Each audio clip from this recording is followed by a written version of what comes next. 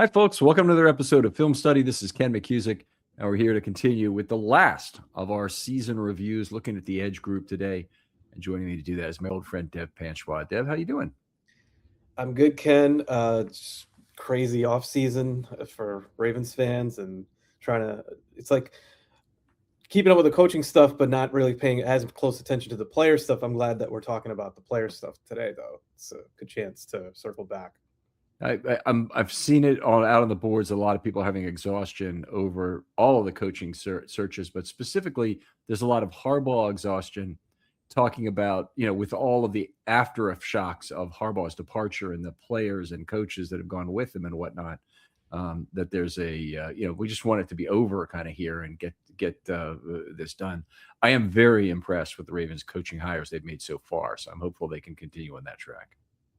I'm with you. As much excitement as you can have around a new regime and coaching changes, I have.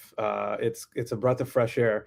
But I can understand the exhaustion as well, which is we're not used to this, right? We don't go through these cycles like Jets fans do, which I live in New York, and this is pretty much like an every other year occurrence. So, but I am with you. I'm excited, and some of those hires will have a direct impact on the topic that we're going to talk about. So, Yeah. But yeah, it's been All right. interesting. Well, very thin unit here on the edge. Robinson's injury in particular was about as ill-timed as it could be. It happened, a week after? I think it happened in week 6.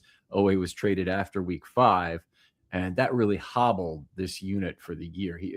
Tavius Robinson was leading the entire front 5 in snaps by a very wide margin at the time he went down.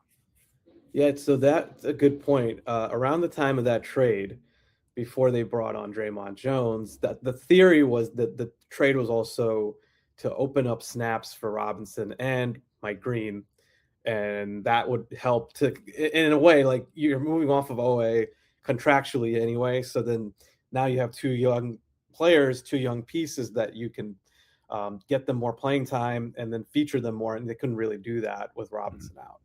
It's interesting though, and to your point, that really hurt them throughout the season. And then once he got back, it was a huge difference too. So it was like you could see the net effect both ways because he was I thought he played okay when he got back, but more than that was this, like you said, the snaps absorption, like absorbing all the snaps and just giving guys it helped the whole unit to not have to over compensate.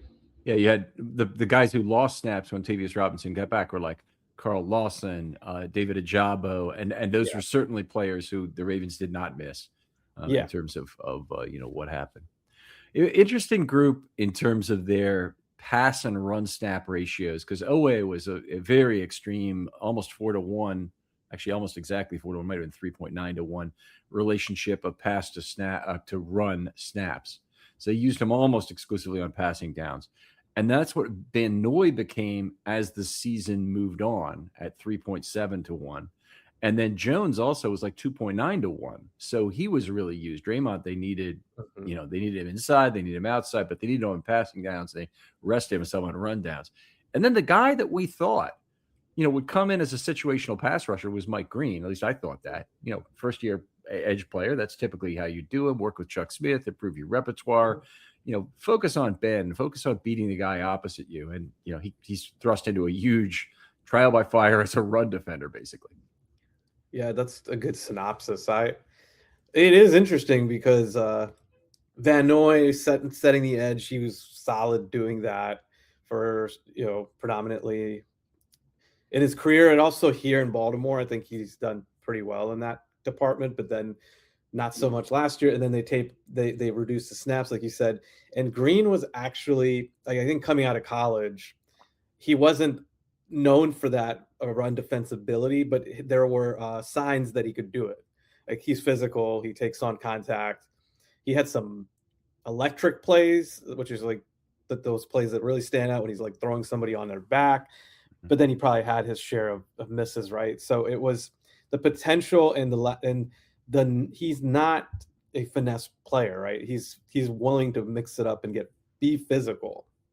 So having him in there more, I don't think was ideal either. But maybe in a way, this helps his development because he had to play the run more.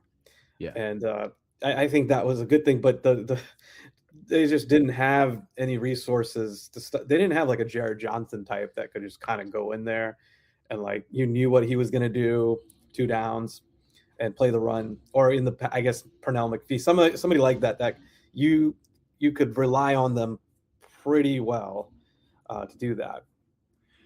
I mean, honestly, I think that's what Tavius was to this team. And, he's been a guy who's always had a good tackle rate, always been a pretty good edge setter. This year, I think he really suffered due to overwork. And we'll get into some of that when we get into the individual players. I don't want to give away too much of it. Ojabo was the flip side of that coin. He had a 0.9 pass to run ratio, so more run snaps than pass snaps, which is very unusual for any edge defender because there's more pass plays in the NFL than there are run plays. So if you have more run than pass, then they're really focusing on having you in there on first and second down. Mm-hmm. It's been such a disappointing trajectory for Ojabo through 4 seasons. I'm not even sure where he ends up, and I'm pretty sure it's not going to be Baltimore. Yeah, he's just one of their not biggest misses, but in the DeCosta era for sure, biggest misses, right? And I think the first injury was bad enough. I think it was really the second injury.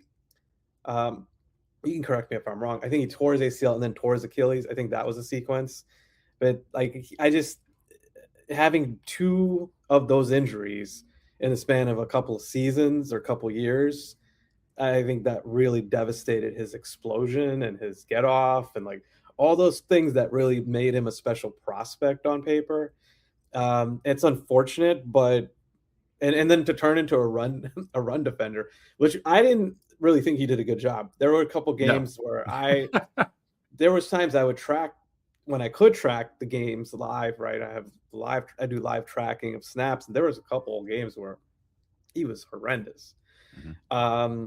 So that's just not, to your point. I think he's headed towards, maybe new life somewhere else and as a rotation guy. But that's really what I don't see him getting back to that, right? That level of upside and the hope that you had when you took him. I am so sour right now on taking players with a known injury concern. So I actually don't know if they knew about the Emory Jones injury, if that happened after. I think it happened before the draft, though. I actually think it was before the draft. They knew. Yeah, I think they knew. Yeah, once they did draft him, like slipped the card in, something like that, right?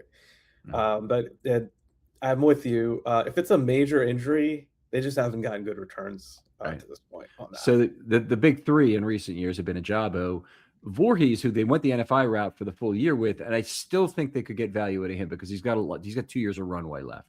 With Ojabo, the experiment was doomed from the start as soon as he took his first 2022 snap, because that basically started the clock running on free agency.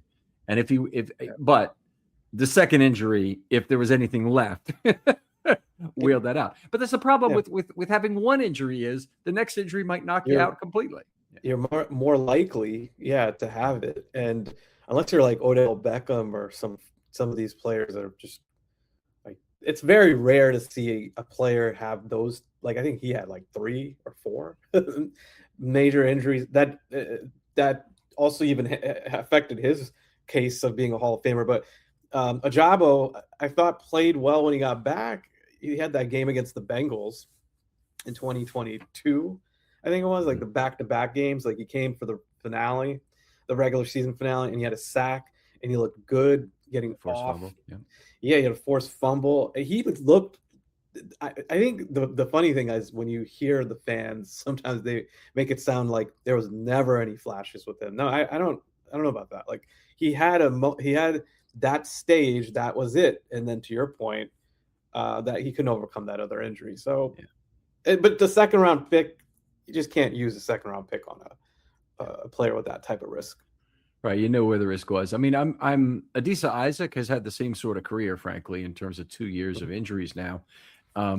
First of all, I'm less bummed about the thing because he's a 3rd round pick, but I'm also less bummed about it because the Ravens didn't have open eyes on it. He got injured in camp or in preseason, I guess, in his first preseason.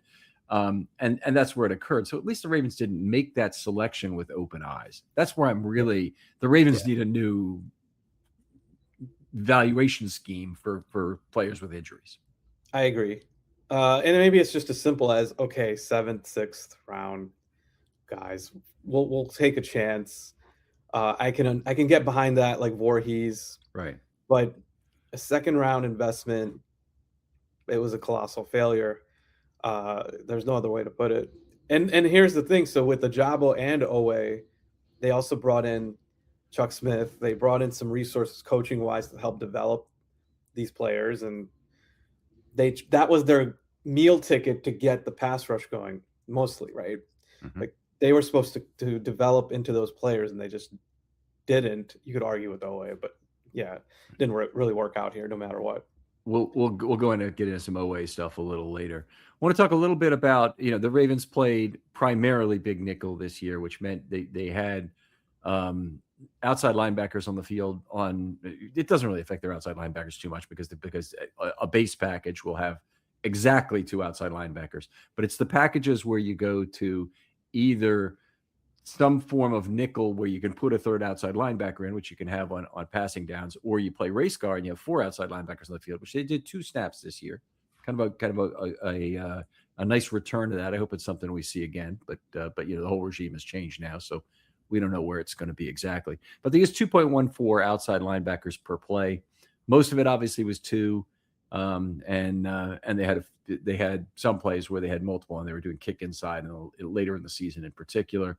They're really out of options on their pass rush in a lot of ways, having Travis Jones and 4 nose tackles active for some games. Yeah. And they didn't want to play Peoples, right? So right. It was interesting when they got Draymond Jones to see the rotation, because they would kick in. I'm drawn. No, Jones was the kick-in guy, so they didn't do it a lot. They just kind of that's it. It's him and Robinson were the 2 kicking guys. Were the 2. Yeah. Okay. So yeah, Robinson. and they used him. They used him both, but they didn't have Robinson the whole year. They used him a little bit before he went down, but even then they didn't have enough outside linebacker snaps to go around, so they couldn't really kick in because it was they were too overworked outside linebacker to start the year. Yeah. And then they finally, were able to put it in towards the end of the year, and they looked better doing it, but it wasn't good enough. The Bengals game was the one where I was really excited, because that was the game where Robinson was kicking in. They had Jones out rushing outside. It looked promising. They had Travis Jones at defensive tackle, 1 single defensive tackle. So that was the one where I was like, okay, here's the model going forward. And then I looked at the snaps after, and it didn't match up.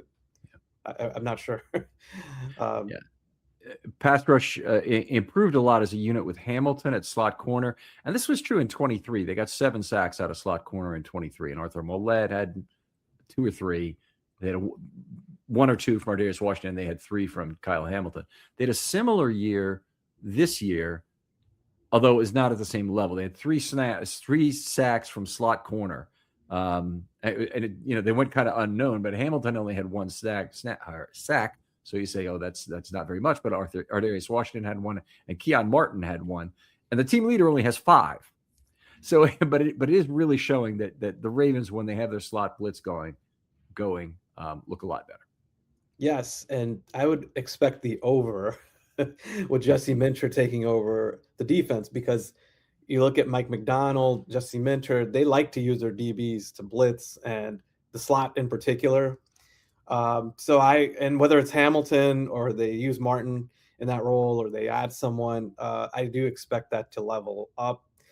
And you're right, Hamilton, when he was in the mix and used as a chess piece, the pass rush was so good. The danger, though, is that you're using him up front and he's taking on linemen and things like that. So I'm curious to see. A big question, I think, will be how Minter uses Hamilton. So your concern there is one of injury or one of not having the coverage assets behind the pass rush? More so injury, more so the ability for Hamilton to play every week, right? There were so many times he went down, he would get banged up, then he would play. I do think it's great as a sleight of hand in the way it's the way the Chargers used Derwin James. I'd have to look at that closer to see how they did that. But you want to use him, but I think reducing his rate and then finding some reinforcements would be, I think, the ideal. Like you said, Millette, that's a good example. Like Millette was exclusively doing that, and he was blitzing. So, but they still used Hamilton as the Joker and like all over. Mm-hmm. It's I didn't even check to see, by the way, if Humphrey had a sack off the slot. He might have. I don't remember if he had a full sack this year or not, but I did look for it. The you mentioned the big three coaches who do it, and we give the credit to the coaches, but the fact of the matter is, it's the special players. It's Hamilton, Amenwari, and Derwin James are the three guys who are just ridiculously good at that. So those are good coaches adapting their players. Yeah, that's a fair point. You got to use them that way.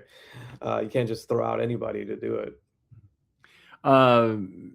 Before we move on, we just touched on Marlon Humphrey. Where are you on retention of Humphrey, movement to safety? What are you trying to do with Humphrey in 26? I was more on the side of moving on, and I would do it up front, like not after June 1st. However, there's been some buzz that he has said that he will make adjustment. We don't know. I can't confirm this. I'm not putting anything out there. It's stuff that I read that he would adjust because he wants to come back. And so I would be welcome to that on a pay. He'd have to take a pay cut. And then if you can get him worked into the safety rotation, that would be interesting. So I'm open to that. I probably am not as hard and fast on cutting him altogether as I was before, because again, he's one of these players that his instincts, his knowledge, just being out there on the field, he brings so much to the table, but they got to figure out a way so he's not exposed as much as he was in coverage.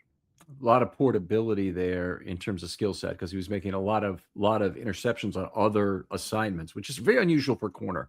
Not a lot of guys can do that, but when they can adjust to the football, particularly on a compressed field, you're in the red zone and he can come off his own man to make an interception. Very valuable and very portable, I think. The other thing I really like is if you want to use Hamilton as a pass rush asset, Humphrey is a guy who can jump right up into the slot corner role and give you, make it be serviceable on that play. And if you think back to 2006, for example, I know you were a big fan back then. That's about the time I met you, Dev, was that they had Dwan Landry jumping in on the outside, and they had a fair number of outside corner blitzes that year. Yeah, no, I remember. So that was Ivy was the guy that they used a lot as a slot blitzer. They used the outside corner a fair amount in that year, where they had Dwan Landry jumping up to play corner. So they had I see. Yeah. So Murray Roll had a sack against Michael Vick, for example, but they had like 10 outside corner blitzes, which would be unusually high. Now I see what you're saying. Yeah, so Landry ended up having, but it kind of lines up with the stuff Minter does. A lot of coverage disguise. But you're holding coverage just for that bit of time. You're trying to buy time with a strong safety and those things. But if you have an actual corner, like you said with Humphrey, who I've always likened his game to Charles Woodson, and Woodson ended up playing free safety, moved over to free safety from outside corner, and he could play slot. So there's a lot of I think traits there, and I could see it. Just a matter of if he can make that move, but the potential's there. Yeah, Rod Woodson, I mean, very famously in Ravens history, made the move from outside corner. Yeah. You're saying Charles Woodson, though, right? Charles Woodson was what because I think Charles Woodson would also line up and play like linebacker and take on blocks and do things of that nature. Not that Rod was phenomenal too. I think Rod is still more of a center fielder, but he would mix it up and he would tackle. So but in the same zone as those guys, and that would be both of them are Hall of Famers. So I think that Marlowe's got the smarts, he's got the toughness, the physicality, he's got a lot of things to bring to the table. So I could see him coming back. But yeah. All right, let's talk a little bit about the individual players. Kyle Van Noy played out his contract this year, but he was not silent at the podium this year about really wanting to have a contract extension. He didn't do a lot of the voluntary stuff, so he showed up when he absolutely had to. The first time they brought him to the podium, he made no bones about it that he really wanted a contract extension this offseason. He didn't say exactly those words, but he said, "I think I'm valuable, and I'm here," kind of thing, as opposed to "I'm happy to be here, and it's great to be back in camp," kind of thing. It's just he's obviously I think he's played his last game in Baltimore, but yeah, in the same spot. I think so. Yeah. I didn't mean to interrupt you on the rest of it, but I just think when you look at what he is able to, the value, the production, the value for him is his. Again, we get back to Marlon. Same thing. He's really high IQ player. Makes a lot of makes. I always would. My thing for this was little big plays. Like he would make a tackle for a loss because he can read a reverse, or he can get into the screen game. He can get a tip ball. Those are all the things that he brings to the table just from his knowledge and his ability to see things. But beyond that, I do think physically he's fallen off. And what's the role for him? Is he going to be more of a is he going to get back to some of the things he did before when the Ravens started using him primarily as just a hand in the dirt pass rusher? That's what he was doing a lot with in 2023 when he had the breakout year. Is he going to do more? Is he going to be more versatile? Is he going to? I don't know. And I think you have Trenton Simpson to do some of that. So they'll have to figure that out. But like, I think there's not a known role for him, and his production also it dropped off. I think physically he's dropped off. Yeah, there's a lot of risk of an old maid contract. In some ways, they got the back end of that contract this year. He did play. They needed him. It's not like he wasn't important to the team, but they made him into a situational pass rusher, particularly after Oweh left. The snap ratio, kind of the pass to run snap ratio, tells you that. And a lot of his value is in doing exactly what you talked about, which is reducing the effectiveness of the pass substitution for the run game that a lot of teams will try against the Ravens. So they'll run a quick out pass scheme, oftentimes to the running back. And Van Noy is very good at diagnosis at that sort of thing. He's the best the Ravens have, right now at that. Good with the screen. You have a Hamilton on the strong side, you're already set, but having Van Noy over there as well most of the time, and as much as he's not really an ideal coverage player right now, he's the closest thing to a Sam linebacker the Ravens had, which is scary. Yeah. That's where I was going with that. I know he's also played some inside linebacker in his career, so it's like but ultimately the sense of the same makeup is a Sam backer who can every once in a while drop and cover a tight end, but really you're hoping he can kind of set the edge and do those things. And to your point, that's tough at his age, his ability to play in space. I just don't think it's what it used to be. But the tough, and then you just kind of have now an open door, or you can reconsider things differently with this new staff for that type of role, which I think they still could probably use that type of role, unless Minter's just going to use DBs more often, like we talked about with nickel, do more dime. That could go a number of different ways. And to me, it still comes back to he's very limited with what he's bringing to the table. Yeah, it does generally mean that you're going to go with a straight 4-man pass rush or some sort of zone blitz scheme where he might drop. But that doesn't make up a real significant portion. Well, I don't know. Maybe it does. Maybe it makes up a fairly significant portion of the 13% of snaps on which he dropped. Yeah, I can't really say if zone blitz was the single one of that. I'm trying to think of how many times I recorded, like 4-1-53 for the pass rush, which means 4-man rush, one dropper from the line of scrimmage. That was Van Noy, and then they would have had potentially a blitz from somewhere or somebody else who showed late at the line of scrimmage. It certainly happens some, but I think you're right that if you have if you're going with extra defensive backs, if you're not very often in base, that should reduce his coverage snaps. And the Ravens look like they really don't have a need or desire to play much base defense, or they didn't this last year when they had Kyle Hamilton at slot corner. They really dramatically reduced their total base snaps. That makes sense because he can fulfill those. Yeah. And even if you do what I was saying earlier, Minter looked at it and said, well, I don't want Hamilton to just, get overused or, usage wise at the line of scrimmage, let's mix it up. You still can probably come up with some other variation. I think, and it might not be on the roster right now, but it does. I would just say with Van Noy, like, I don't think the juice is worth the squeeze, ultimately, because if he's going to come back and he's okay with being a backup and he's okay with his playing time being reduced, that's a different story. But if he's looking for a more prominent role and snaps, I think I would rather have a blank slate, and maybe you can get a younger player in there, and you can have some athleticism.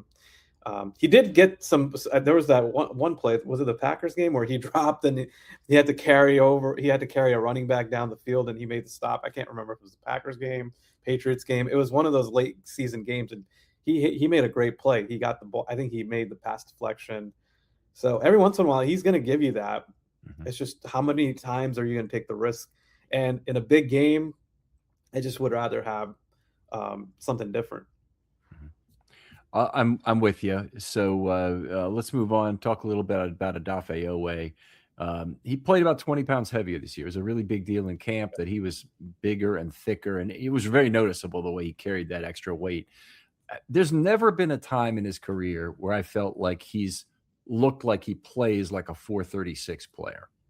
I've really never seen it on the football field. He's had some quickness, but he's always been fallen victim to his own hesitation as a pass rusher, as a Raven at least, and never really seemed to be letting it all out.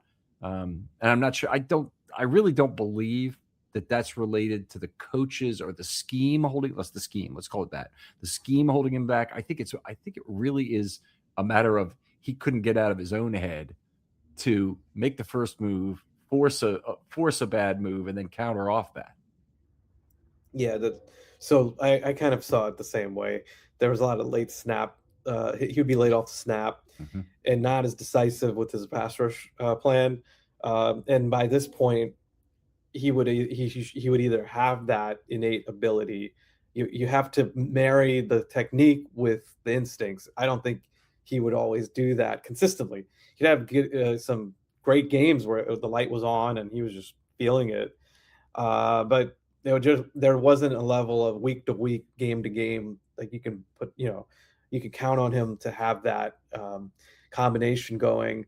And it was frustrating to watch him because when he wasn't fast off the snap, or he wasn't doing like you said, he didn't have the ability to counter whatever plan the tackles had for him. He would kind of disappear, and it would transfer to everything else he did. And I think some of that transferred to playing the run, and maybe that's why his snaps got because he came in with a reputation for playing the run well. They all do, don't they? Ojabo did too. Yeah. So that's the thing. The floor on him is that he's going to be a great run defender. I hate hearing that. As soon as I do, I like, yeah, that's not what I want to hear about a player. That's what he was told as, and that never translated. Yeah. He really was a good pressure player, though. That's what is. I think Ravens fans are a little unfair with him because they really go only by the sack rate, and he had a terrible sack rate his final year. He actually really didn't have that great a pressure year the year before. His pressures were actually a little off, as I have it, as a percentage of all pass snaps, but his close rate was very high. So he had and by the way, if ever there was need for an air raid siren to go off, which when a player has a low pressure rate but a really high close rate, that's very telling for the next year. Very telling. You don't want to see that. And he had 50% of his pressures resulted in a sack or quarterback hit. Okay. Yeah. So that's a problem. Or that's a flag, we'll say. Yeah, I mean, that's another item in his game that just, and I think he did a better job, frankly, with the Chargers with finishing plays, but we've known over here that in his career that was also inconsistent for him, that he couldn't finish the tackle the way that I thought Draymond Jones was so good at doing when he came in, and even just for the back half of the season.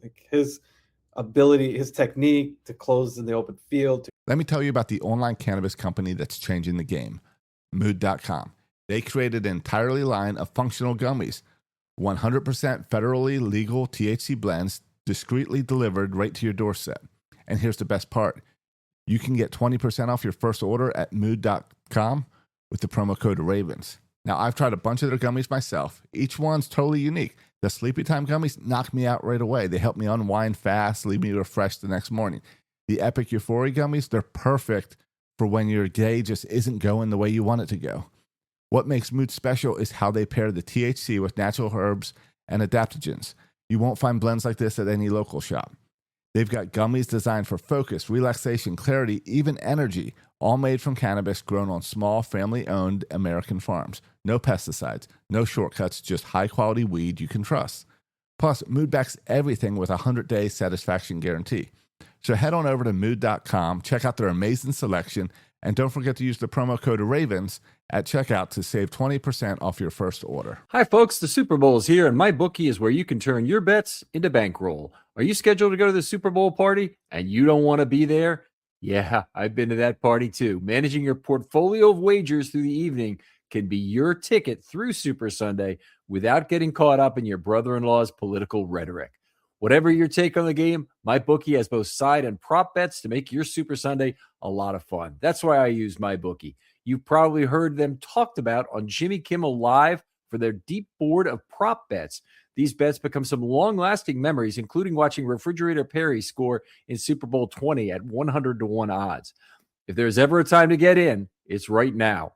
One account, one wallet, bet the spread, live bet the second half, hit the casino during commercials. It all lives in one place. Go to mybookie.ag now, use promo code RAVENS, and get your first bet covered up to $500. If it doesn't hit, use your bet back bonus token and run it back. Don't just watch the big game, make it pay on MyBookie. Sometimes it can feel like everyone else has it together in their love lives. Whether married, dating, or single, the truth is most of us are still figuring out and finding our way. February is a tough month, whether you're single or married. You may feel pressure with all the talk of flowers, candy, stuffed animals, relationships, and dating. Therapy can help you identify what's dragging on your relationships and find ways to brighten them again. Whether it's for individuals or couples, it's an opportunity to identify what's getting in the way and help remove obstacles to happiness. That's where BetterHelp comes in. BetterHelp has quality therapists who work according to a strict code of conduct and are fully licensed in the United States. BetterHelp does the initial therapist matching work for you so you can focus on your therapy goals. A short questionnaire helps identify your needs and preferences, and their 12 plus years of experience and industry-leading match fulfillment rate means they typically get it right on the first try. If you aren't happy with your match, switch to a different therapist at any time. With over 30,000 therapists, BetterHelp is the world's largest online therapy platform, having served over 6 million people globally, and it works. With an average rating of 4.9 out of 5 stars for a live session based on over 1.7 million client reviews. Sign up and get 10% off at BetterHelp.com. That's BetterHelp.com. This show is sponsored by BetterHelp. This episode is sponsored by Kalshi, the largest prediction market in the United States. Kalshi lets you trade on real-world events, peer-to-peer, instead of playing against a sports book. Kalshi is available across the country, including California and Texas, and it's a really fun way to put your predictions to the test. So here's how it works. You buy a yes contract if you think something will happen, or a no contract if you think it won't. So if you've got an opinion this weekend, like will the Seahawks win the big game this year, you can choose yes or no and trade on it. And you're trading with other users similar to buying and selling stocks. You can jump in and out of your position at any time to lock in a profit or cut your losses. Kalshi also offers combo trades where you can connect multiple predictions across different events to increase your potential payout. In short, Kalshi is where you put your money to where your prediction is. So download the Kalshi app and use the promo code SB60. When you deposit $10 and make a trade, you get your $10 back. That's promo code SB60 on Kalshi. Constrict the paths for the quarterbacks to scramble. Like, that was really impressive to me. Yeah, I agree. He looked great, and he definitely, he's a closer for sure. So we'll get to him in a minute. So we're definitely going to want to talk about where the Ravens go with him. Oweh dropped a cover on only 8% of his pass snaps. still occasionally will show you that really good spin move. He has, longish arms, allows him to kind of forcefully go off, get to the body. Sometimes, so oftentimes makes first contact, but then also gets close to make that spin move. But you know what? I can't really say that Chuck Smith really. He's not going to put Odafe Oweh high on his resume of things I accomplished in Baltimore. Oh, not instead of Von Miller and Aaron Donald, I think that's where I would lead with. To your point, I think the world of Chuck Smith, and I got to actually not know him, but like we exchanged some messages on Twitter, and he was very friendly and nice, and so I have nothing bad to say about him at all. But I do think there's something there where it was it Oweh's personality that he had a tough assignment. Let's say that, because Oweh's coming in and totally raw and had all the physical ability in the world, but it just was it never got to that point of like the high upside potential. So I think on one hand, Chuck Smith could make the case that he did get the job done because he got Oweh to a certain point. But then you wonder if Oweh's mentality, his makeup, the soft skills, right, to like get to the next level, was it more of an Oweh thing than Chuck Smith's teaching and tutelage, like his ability to get that out of him? I think that's a fair question that we won't know the answer to, really, because unless somebody says something. But do you happen to know if Chuck Smith is still with the team as of this moment? I can't even determine that from looking online or whatnot. Yeah, I don't know either. It was one of the that was one of the questions I had, because I do like Chuck a lot, and I think he has a lot of value. So I don't know if he is under contract or that's subject to change as well. So I believe most of the coaching contracts run out on February 28th. That's a typical way that they're done, and that makes sense for the start of the new league year and whatnot. And I'm sure that means if you've got interviews and we're not planning to keep you, you can go ahead. I haven't heard anything about Chuck Smith interviewing anywhere. Yeah, I haven't either.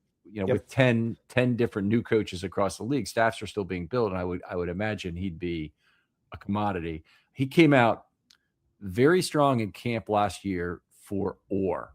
Like, he was one of the people who talked about the comeback of the 24 defense very loudly about, hey, look, that wasn't Dean Pease and the changes made there. It wasn't even the changes made at safety. It was Zach Orr and his ability to to get these guys whipped into shape. So I do remember that.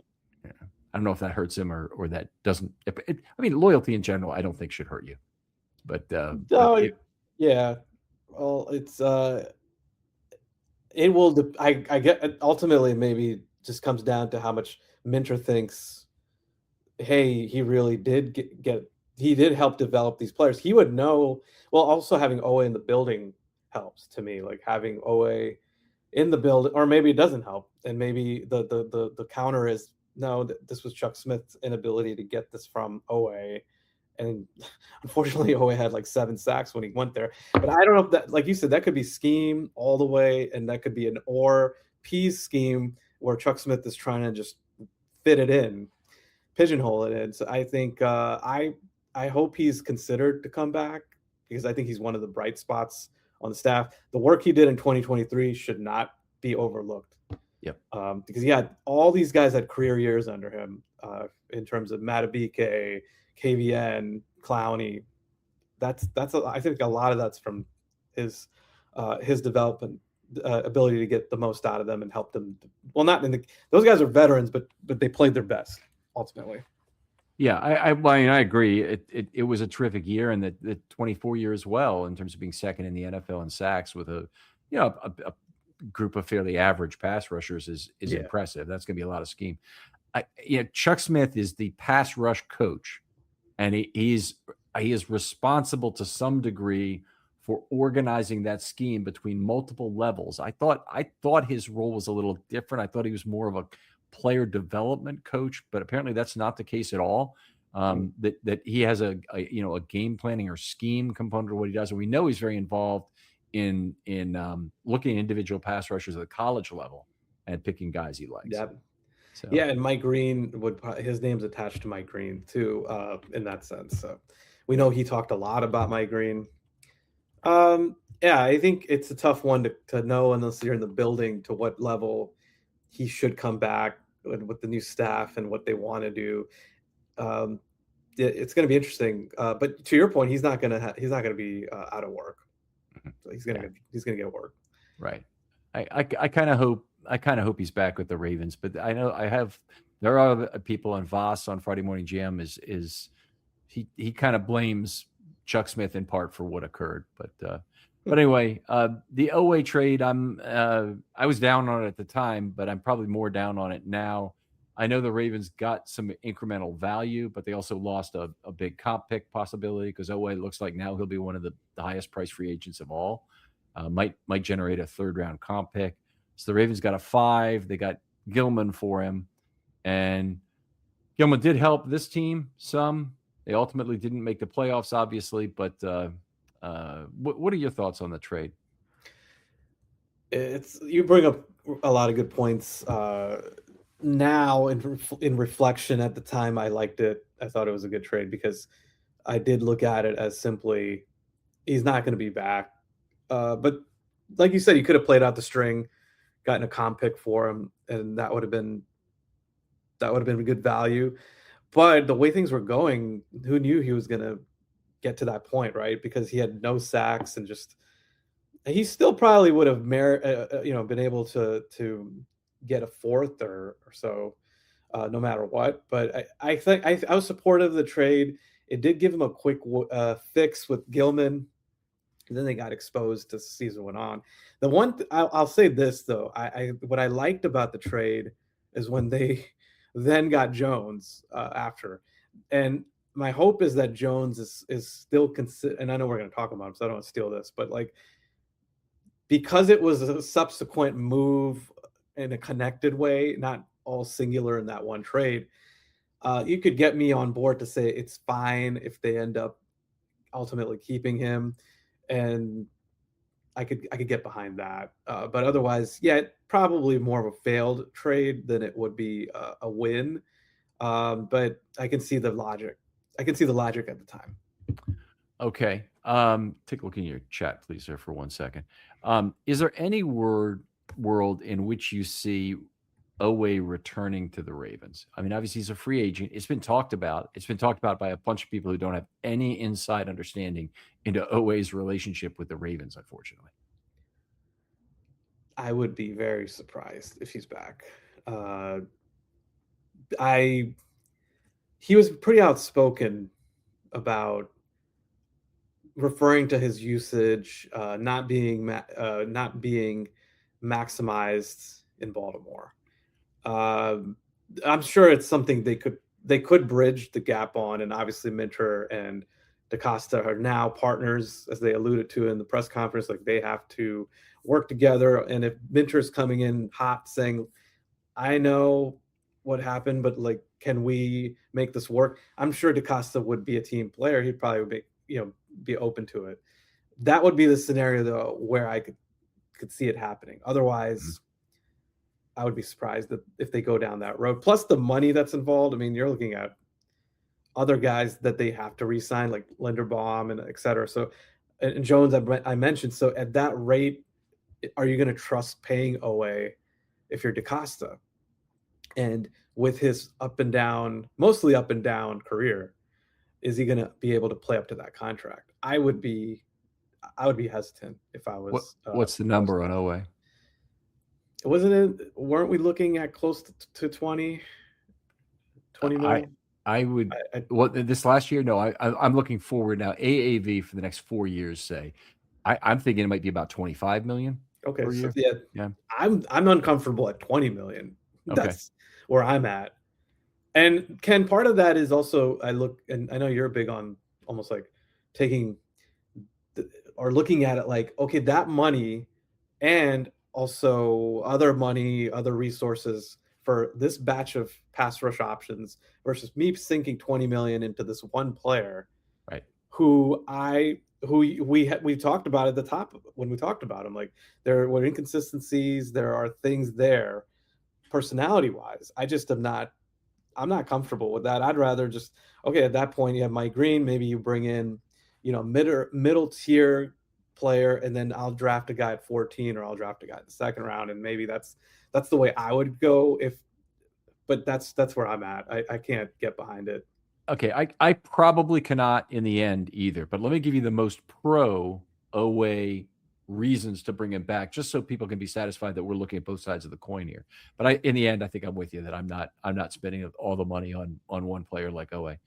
First of all, he didn't have Hamilton at slot corner during his time playing on the edge, and that's a big boon for him when he went to Los Angeles. I keep wanting to call him San Diego, but that was a big difference. It was like a light switch going on. Maureen and I have been doing a project over the last few days, looking at all of his first 6 games in Los Angeles and what changed, what was different about Oweh. And he does look a lot better, and a lot of it seems to be Derwin James on the other side is creating some good opportunity for him. So I think that's one thing. Yeah, you're bringing in Minter, the coach who actually put the scheme together with Oweh and had Oweh successful. I think that's a big positive. Maybe an offsetting negative would be that Oweh may or may not get along with Chuck Smith.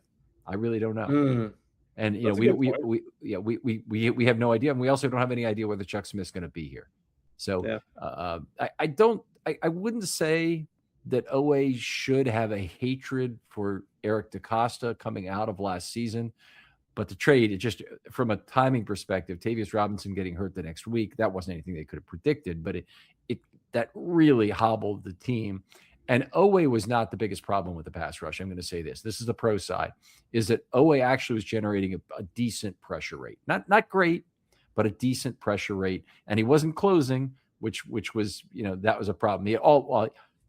He did technically close 42% of the time last year, but it was all QHs. So 5 QHs and 7 pressures he had by PFF, if you want to use theirs. I think they're pretty decent for kind of pressure shares on the defensive side of the ball. So think of it as components of a pressure that he had, but he wasn't getting a lot of, he definitely wasn't getting the kind of pressure you need to get sacks without a lot of help. And I think he got some of that in 24, so it helped him get some cleanup sacks. Oweh with the Chargers, from what I've seen, had some one-on-one wins. So that was much nicer. And he won against really good players too. It's not like he was getting it done against bums, right? They had some matchups towards the end of the season. He was a key factor for them. He played the best football from afar. I wasn't covering the Chargers, so don't know the ins and outs of every game. But from afar, that was the best football he probably played in his career. Oh yeah, I mean, it was first of all those sacks in a short period of time. I would agree. He had some sacks against backup guys. He had a kind of a cleanup sack -1 against the left tackle 67 for the Vikings. Might be Jake Brendel, but it was a guy who was in for Darisaw at that time.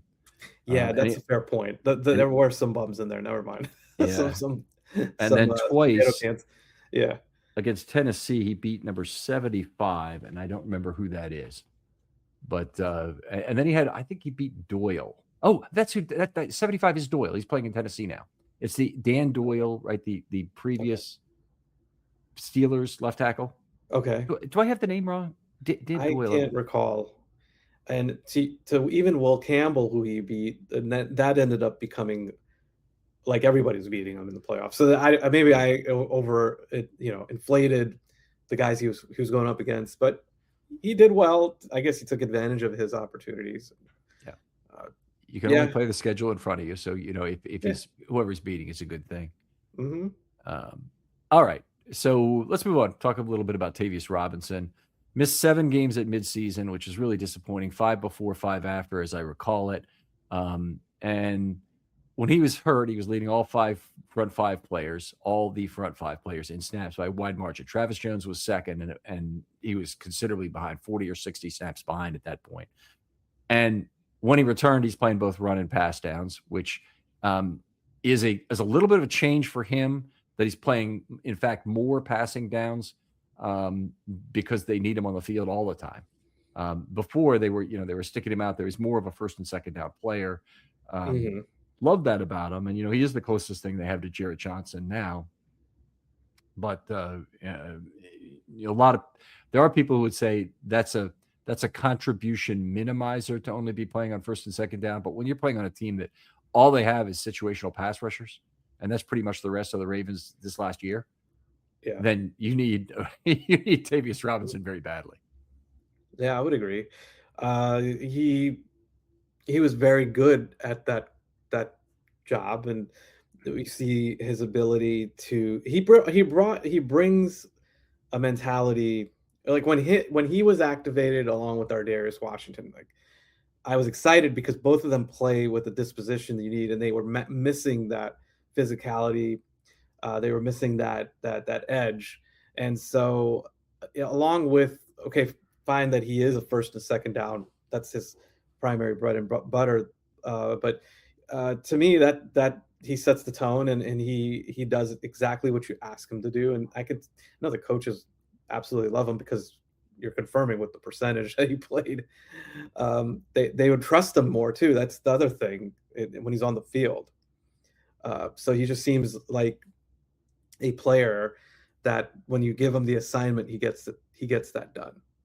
He's been at a remarkable work ethic in his career. He was up at the podium telling us how he never missed a practice at any level of football, which is that's incredible. And going out there every week, and I think from high school on is basically his streak was going before he got hurt, obviously at midseason this year.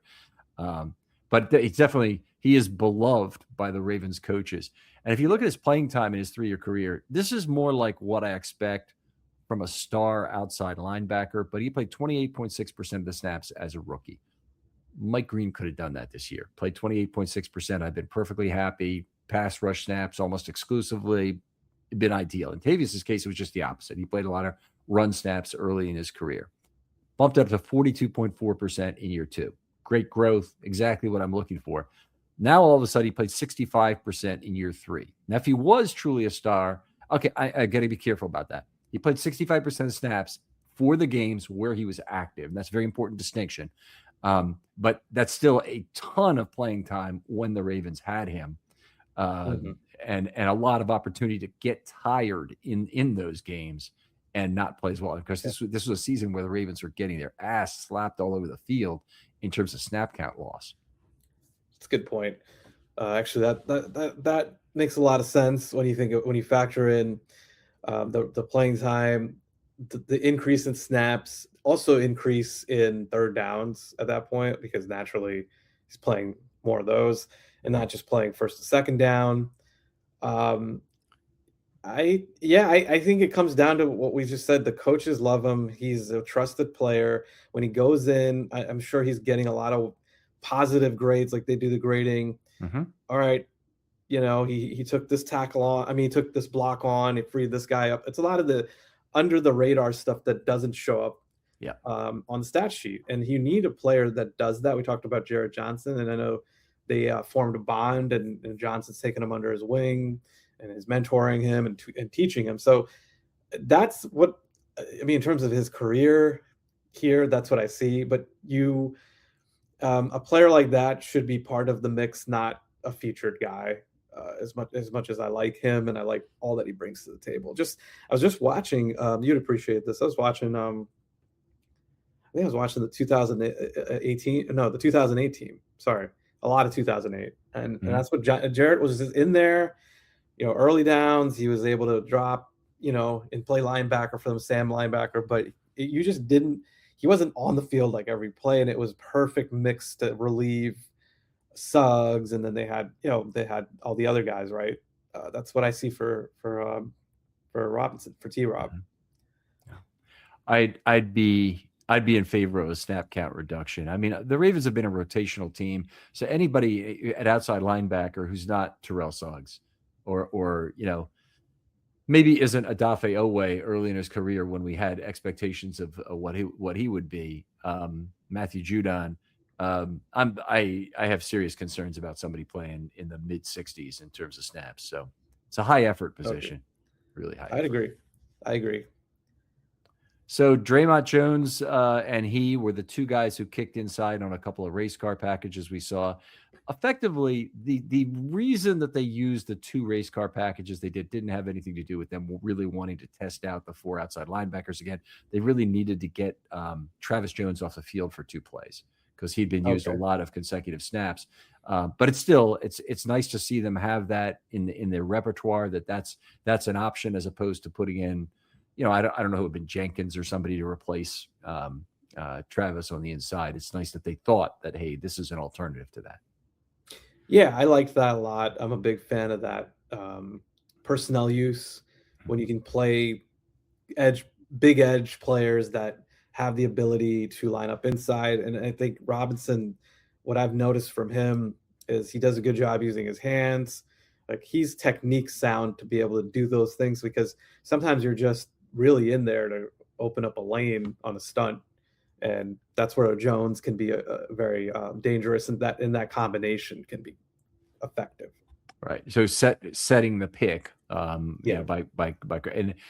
underneath player is the guy who oftentimes gets the big advantage out of that, because the underneath player is initially gets 245-degree angle blocks. When the looper creates the peel, that underneath player usually has the remaining block at a big disadvantage. That's the Ravens have had some great underneath players in their history at really taking advantage of that. But Travis Jones could be the next great one. I don't know about you. I feel like the Ravens should be fairly agnostic to the defensive lineman they get. I want them to get a good defensive lineman, but I don't think it has to be a nose tackle or that it has to be a 3-tech. I think it could be either, with Travis Jones moving to 3, where I think he would be absolutely devastating if you were to do that. I'm with you. Best player available. I do like the idea of having an edge player who can give you some versatility inside potentially, or do some of those things. And I can't think of the archetype of player off the top of my head in the league right now that's very much in that mode.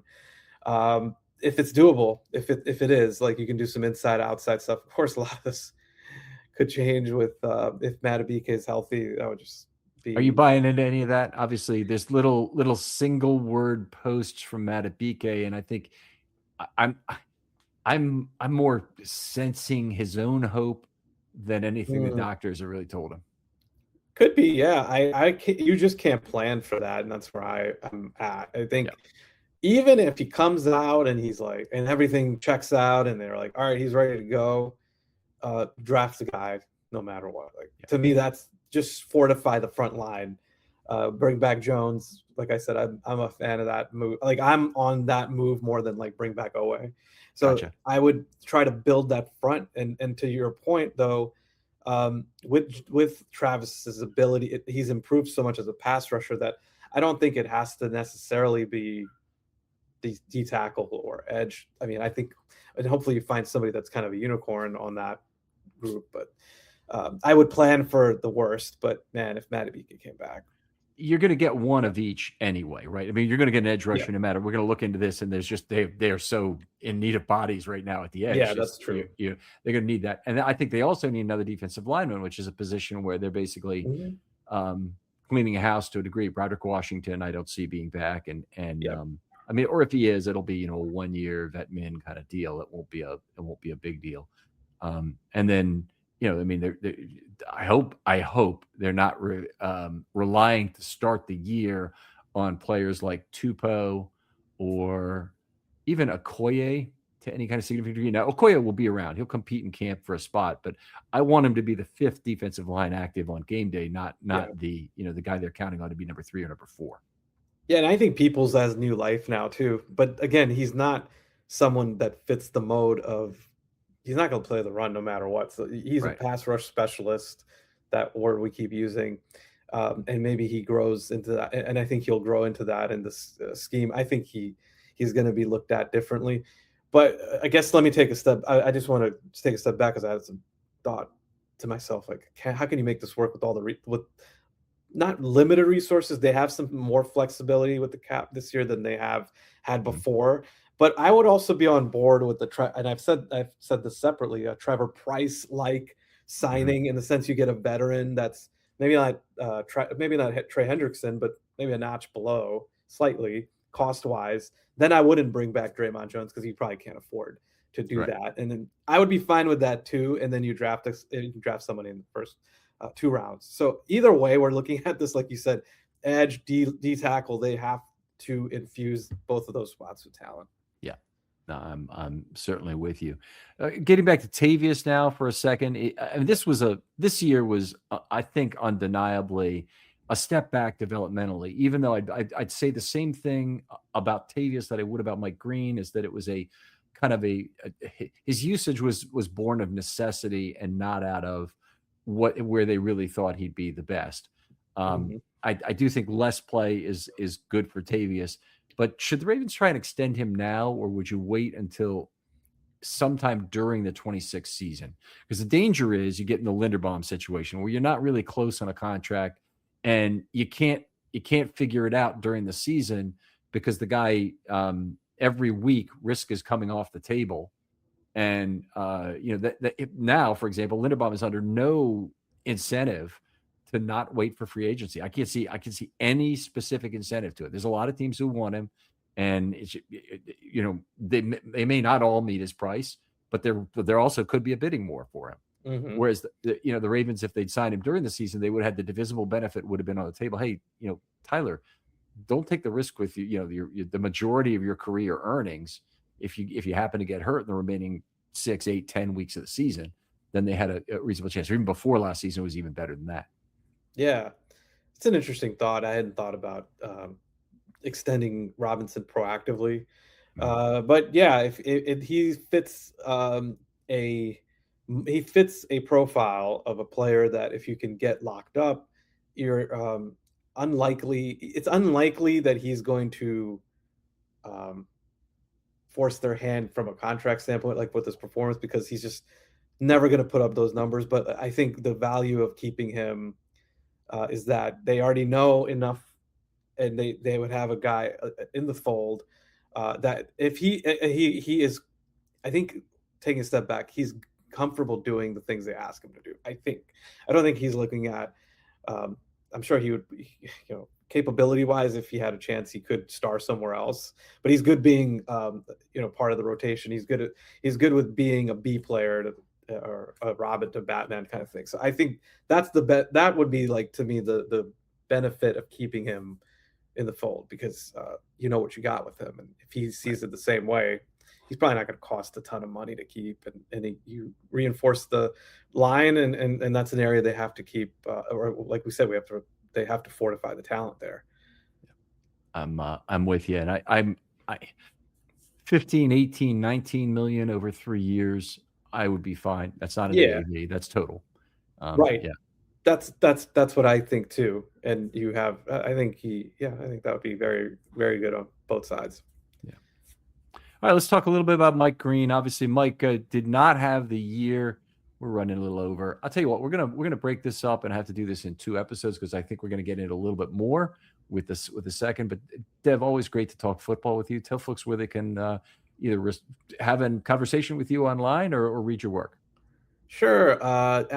I'm at Dev Panchwa on Twitter, so pretty active there, or X, whatever you want to call it. And also a Russell Street Report. So still, I've taken a little bit of a step back, but still contribute articles and especially feature pieces. So you can read my stuff there. I wrote a piece about before the John Harbaugh firing, on how the situation reminded me of what happened with John Elway and Dan Reeves. So you can read that. That's my latest piece. But otherwise, current events, talk to me on X or Twitter.